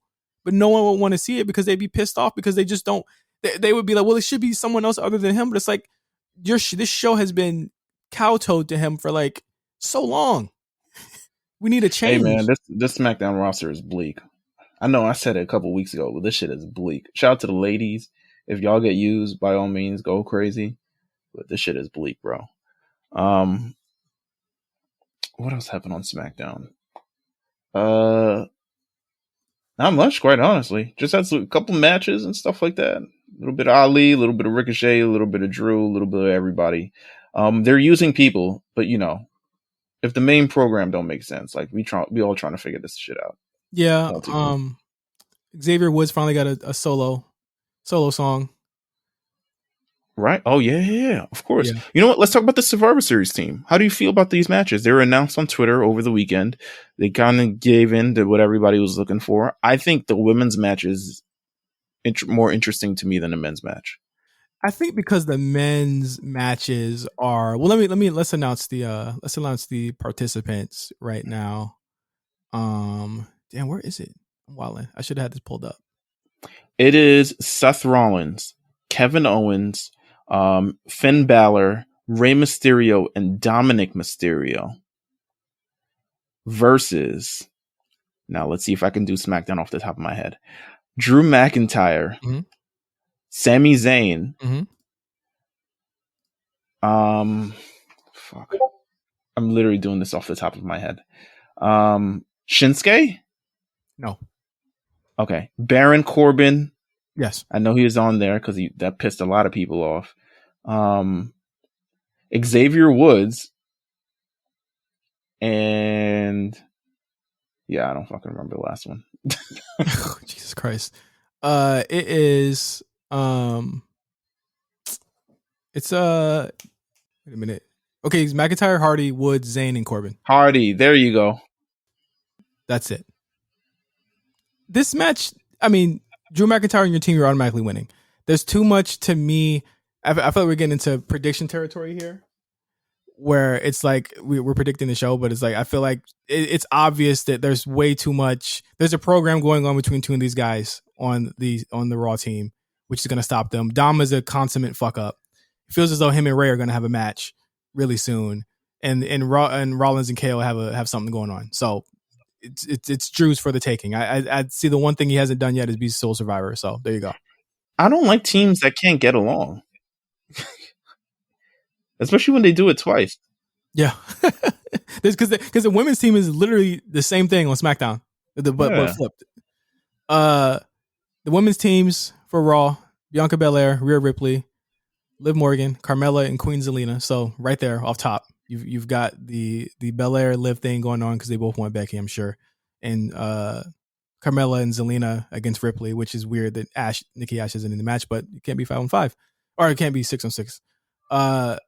The SmackDown team: Sasha Banks, Shayna Baszler, Shotzi, Natalya, and Aaliyah, who will be making what I would hope is not her first match on the main roster on Survivor Series. Good Lord. The SmackDown team, Natalya? Other than Natalya, I really do love the injection of younger, you know what I'm saying, like newer stars on the SmackDown team. Other than Natty, I think the Raw team is hard body to me. Yeah, but they be lopsiding these matches so fucking hard. Like SmackDown's gonna go down like 5-2, and we're just gonna have to sit through it and see like, okay, well, good luck. Good luck, Sasha Banks. Sasha Banks comeback. You're gonna love that, huh? I see a fiery face comeback. Are you shocked at what they're giving Shotzi here? I feel like people were scared of her being a heel. And then it Ooh. happened, and everyone's like all in now. And I'm just like, well, everyone said give it time, and then they're doing it. You know? She looked great. That's all I'll say about that. Yeah. Yes, sir. All right. So I think that's enough for SmackDown. Up next, Justin's going to take a little dip out because he's got some things to do. I will be reviewing Monday Night Raw. Yes, it is the Meelz show. At the end of the show, who knows what I will say without Justin here? I hope he's very afraid, and I hope he has to scroll all the way to the end to hear what I have to say. I feel like I'm gonna have to listen to this show early because I can listen to it whenever. I'm gonna have to probably put some comments in here. Good luck. Meelz reviews Raw up next. This is an ordinary man. Honey, I'm home. I made dinner. This is a hungry man. Baby, I'm home. How was work today? A few body slams, the usual. I'm starving. What's for dinner? I made your favorite. Hungry man. A whole pound of food men love. Fried chicken, mashed potatoes, corn and pudding. Mind if I join you? Hungry man from Swanson. It's good to be full. Get your own sucker! Whew. Okay, we are here. We are back. Obviously, this is the Meelz show. This is the Meelz section. He's going solo. He's doing his own thing. No Justin in this part of this show because I am the one who's doing the Raw recap tonight. So, I just finished watching Monday Night Raw. It's actually 11:08 p.m. right now. And to be honest with you, I mean, the ending of it, albeit a journey to get there, still a little bit unsettling. Like, I'm still kind of going through it right now. Kevin Owens is once again a heel. He has done what we have guilted him into doing. Because, you know what? Kevin Owens is like, it's like a Mary J. Blige album, right? Like, you want her to be happy and do these happy things. You might get a just fine. You might get a family affair. But realistically, you want that. I'm going down. You want that. I'm not gonna cry. You want that. 7 days. You want those songs from Mary J. Blige that you're not going to get from anywhere else. And that's what we want from Kevin Owens. Let's stop fronting with ourselves. Listen, we want Kevin Owens to be a heel, whether he's staying or not. Because, I mean, quite frankly, I mean, the man looks like he's 1 foot out the door, 1 foot in. Whether he's staying or not, listen, this is what we want from KO. So KO is a heel. And it looks like Big E is going to get some sort of major program. Going for the WWE Championship pretty soon, but does this usurp Seth Rollins' role in all of this? Who is the ultimate bad guy? Who is the true baddie in all of this situation between Seth Rollins and Kevin Owens? Who gets the opportunity? Who gets the shot? Who could potentially ruin Survivor Series for Big E? But listen, we got more Survivor Series news. Listen, the beginning part of this podcast has aged terribly. Just on Monday Night Raw, they decided to switch things up. They decided to announce a couple things. First of all, for Survivor Series, since we're talking about the WWE Championship, our main man, the guest on the show, friend of the show at this point, because anyone who joins the show is a friend of the show. Big E versus Roman Reigns at Survivor Series. It's going down in Brooklyn. Peacock. 8/7 Central, Sunday, November 21st. It's going down. You have that to worry about. You have, thus far, Becky Lynch versus Charlotte Flair. Raw versus SmackDown. Champion versus champion. How does that sound? Oh my God. And then they want to trip us up, right? So they must have been hearing everything that we've been talking about Dominic. And now Dominic, very flaccid, frog splash, very unimpressive, to say the least. Probably should have been left on SmackDown. Probably should have went to NXT. Well, guess what? Dominic is no longer going to be on that Survivor Series team because the man who beats your sons, the man who says pretty much in this sort of situation, anyone can get it. Hashtag anyone can get it. Bobby Lashley beat the shit out of Dominic on national television, and Rey Mysterio, by the way, because, you know, he ain't the only one that can get it. His hand is rated E. It's for everybody. Bobby Lashley has now replaced Dominic in the Men's Survivor Series tag team match. So thus far, now we have the roles of Seth Rollins, Finn Balor, Kevin Owens, Bobby Lashley, Rey Mysterio versus Drew McIntyre, King Xavier, Happy Corbin, Jeff Hardy, and Sami Zayn. What's not to like about that? I mean, that's pretty fire to me, to be honest with you. I don't know.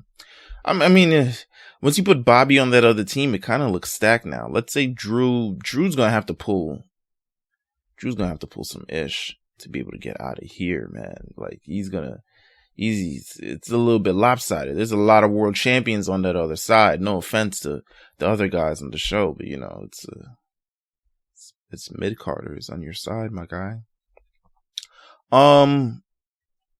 We had a fantastic main event nonetheless. You had Kevin Owens versus Seth Rollins. They went for over 30 minutes in the main event of Raw. Clearly, I think you from this situation, you can tell. These guys just came from a UK tour, literally came from the UK tour, as Bobby will, no, actually not Bobby.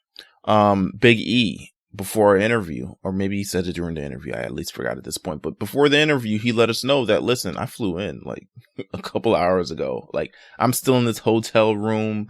I'm still doing the thing. You'll be able to see him in all his splendor if you join the Patreon, of course, Patreon.com/the HORNC. However, it looked like one of those shows, at least this show is like, all right, let's not make it too hard. Let's not make it too simple. They rehash a lot of matches they did on the UK tour, a lot of programs they did on the UK tour. The first match of the show was an 8-man tag team match. It was Team RK Bro, the Street Profits versus the Dirty Dogs and AJ and Omos, which was a great 8-man encounter. They did that in the UK. It must have turned up over there. They decided to bring it over, import it to the US. You know what I'm saying? Put some tax on it, something along those lines. Let's see. What else did we have on Monday Night Raw here? I mean, like we said, Bobby Lashley returned. Bobby Lashley, he's back. He's black. Big black nigga. And he came and did the damn thing. Oh my God. Another match. I mean, you had Big E versus Chad Gable, something you don't really see on Monday Night Raw. You don't really see these type of encounters, especially Chad Gable, who's probably your favorite wrestler's favorite wrestler at this point, because everyone name drops him. And when you talk about people who don't get the opportunities that they deserve, probably people are like, Chad Gable is incredible. Like, why isn't he getting more opportunities? Well, nonetheless, he went in and he laid it down against the WWE Champion Big E. And I thought it was a great way. Raw doesn't do this a lot. Give the champion exhibition matches. To see Big E versus Chad Gable, and Chad Gable put up so much of a fight, and Big E to come out with the definitive victory and also stare down Otis. Come on. Listen, you put that big ending on Otis, my man gonna be, don't hurt yourself, E. Don't hurt yourself. Let's see. I mean, what else we got here? Fatal 5-Way. I hated the way Fatal 5-Way. I've always hated how that sounded. I always like 5-way dance. Like, it's always been just something better. Fatal 5-Way. It's supposed to be a Fatal 4-Way. What makes it? Is it more fatal as the 5-way? See, this is the questions you get when Justin's not on the show. You had a Fatal 5-Way between all 5 women on the Raw Survivor Series team. So they had a Fatal 5-Way. I hate that shit. To determine the number 1 contender for Becky Lynch's Raw Women's Championship. Becky Lynch is out there on commentary. She's flubbing it up. She's singing Jenny from the Block. Also planting a little bit of seeds, because Doudrop, who was previously happy-go-lucky, happy-go-happy, couldn't be more happy. Pretty peeved that she is not getting a title shot. She's like, yo, why is Bianca keep getting title shots and she's failed and like, but she hasn't won. Why does she keep getting title shots? I got 2 words for you, Miss Doudrop. Affirmative action. Okay? That is why she is getting that title shot. Respect it. Don't be a hater. Come on, stop. Please. I like you, Doudrop. Please don't be a hater. Anyway, we had this fatal 5-way match between Rhea Ripley, Liv Morgan, Bianca Belair, Queen Zelina, and Carmella. The ladies went the distance in this match. They got probably like 20 minutes, 25 minutes in this match. They went the distance in this match. This is making up for all the times these ladies were on SmackDown and ain't get to wrestle a lick because they got time. Zelina got the flexor stuff. Carmella got the flexor stuff. Liv Morgan got the flexor stuff. A lot of great Rhea Ripley versus Bianca Belair stare down, so that is fire. But with the interference by Doudrop, who is being the ultimate hater at this point, Liv wins the match. She sneaks out the victory. So we're gonna have Liv Morgan versus Becky Lynch for the Raw Women's Championship at some point. How do you feel? How you feel? Like, literally. Listen, it can happen to anybody. If you're there long enough, it will happen to you too. Liv Morgan is getting a Raw Women's Championship match against Becky Lynch. Think about that. I want to pour one out for the future endeavored homies. Because, you know, we always say, listen, stay tuned. Was that term that we used last week on the show? Let's let it play out. I saw the things on Twitter too. People were like, you know, once people get released, people are trying to make fun of us out of let it play out card. Ha ha ha. We got the last laugh. Big E's on our show. Nonetheless, Liv Morgan, shout out to that. Liv Morgan winning the number one contendership. So I look forward to that match. I look forward to see what Liv brings to the table when she is on the biggest stage that she ever has. Even the 24/7 championship stuff was fun tonight. Like, how does that even happen? Reginald lost the championship to Drake Maverick. So shout out to Drake Maverick, a true 24/7 black belt. Who then proceeded to lose it to Akira Tozawa. Who Akira Tozawa proceeded to lose it to Corey Graves, first match in almost a decade. Who then proceeded to lose it to Byron Saxton, the great Black Hope. Who then proceeded to lose it back to Reginald, and then Reginald just kind of like Power Rangered his way out of there. So, listen, I'm not mad at it. I'm not mad at it at all. Raw was good, but Raw was good because they fleeced SmackDown. They fleeced them hard. It is not even there's nothing to say more about it. They got the best of it. They got all the good stuff, and Raw is just, even when they're not trying, even when they're rehashing stuff from the tour, it's just better. That's kind of the Raw recap, to be honest with you. I mean, if you've listened this long, you've listened to over an hour and a half of this show already, so I don't want to keep anyone much longer. Plus, I'm recording this right after Raw, so I kind of want to go to bed myself. But I want to thank, of course, Big E for appearing on the show today. The WWE Champion was on the A show. Where they do that at? I mean, we also have, listen, if you're going to get your WrestleMania tickets, AT&T Stadium, Dallas, there's 100,000. There's more than enough seats for everybody, apparently. If you're going to get your WrestleMania tickets, make sure you prepare this week. I'm sure they'll have all the pre-sale codes. I'm sure they'll have everything that you need. So make sure you, your friends, you got a couple computers, you got the travel package. You want to go to Dallas, you stock up on some masks, because Dallas, listen, it's the Wild Wild West out there, man. I got to tell y'all. So yeah, be prepared for WrestleMania this week. The tickets go on sale this week. They start going on sale this week. So make sure you prepare for that. I'm looking forward to everything that they got going on Monday Night Raw, Friday Night Smackdown. I'll take whatever they get at this point, because, you know, it's just a show at this point. But thank you guys for tuning in, of course. Again, thank you to Big E. Thank you, Justin, for allowing me to spread my own little, you know, knowledge and word out here. I'm doing this solo. I'm flying solo. This is all one take, by the way. So if you ever doubted in your mind that I could do this, I can absolutely do this. You can also follow the A Show at the A Show RNC. You can follow us on Patreon if you want to subscribe to the Patreon to get additional content. We're supposed to be recording a couple new episodes of Watch Along soon, so make sure you subscribe for that content. What else do I want to say? Oh my God. If I gotta use this time, prayers up to the victims of Astro World over the weekend, man. That's a rough beat to go to a music festival and have all that stuff happen. It's just bad. It's just bad overall. So prayers up to everyone there. And yeah, man, listen, this is the A Show, man. If we're not nominated for some sort of podcast award by the end of the year, we've came up big. If we're not nominated for some podcast of the year award or something, the Black Podcasters of the Year, Best Wrestling Podcast featured solo performance. If we're not nominated for something, I don't know what they're doing out here. But nonetheless, we'll see you guys next week on the road to Survivor Series. Take care.